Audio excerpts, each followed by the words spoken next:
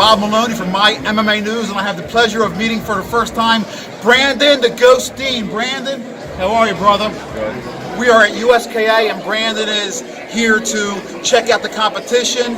He is going to be fighting the winner of a bout later for the championship, but then he's taking on Eric Chase at Stellar Fights, April 27th. Brandon, this is the first time I got to meet you, so tell me a little bit about your background. What's your deal? Have you been doing mixed martial arts for long? Were you a wrestler? What was your start in the sports? Well, I started when I was young. I was in and out of group homes at the age of 14, and that's when I started in Elmira, New York, and then at the Ernie Davis Community Center. I went from Elmira to Ithaca at GIAC, and then just recently I had some problems with addiction, so I'm 2 years sober now. Wow, and dude. I want to give thanks to everybody at the gym for that. Like Randy, my old coach now, but he helped tremendously. And I've been training now hard for 2.5 years. My first fight was September, and that didn't go as well. It was a decision by a hometown guy, so you all know. But then I transferred from kickboxing to an MMA, and against John Mendoza, got knocked out. That wasn't fun, but that was in Rochester with Raging Cage.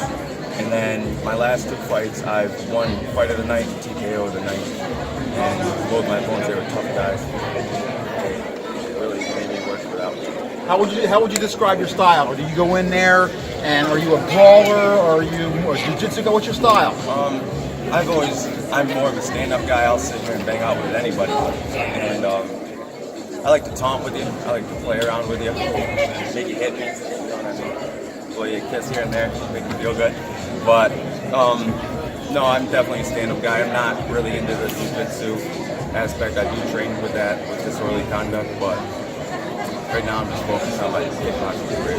Well, first of all, let me give you a shout out because listen, that's awesome. This is a great sport to build people, and actually it's great that you're around a good group that can help you get through, because my hat goes off to you, because addiction has gotten the better of a lot of people I know. Everybody knows people that addiction has, it's killed families, it's killed tons of people, so my hats are off to you for that. I'm glad you found the sport. I can't wait to see you do your thing, and listen, give your opponent, Chase, what has he got to look forward to when you see him at Stellar Fights when you come into the cage?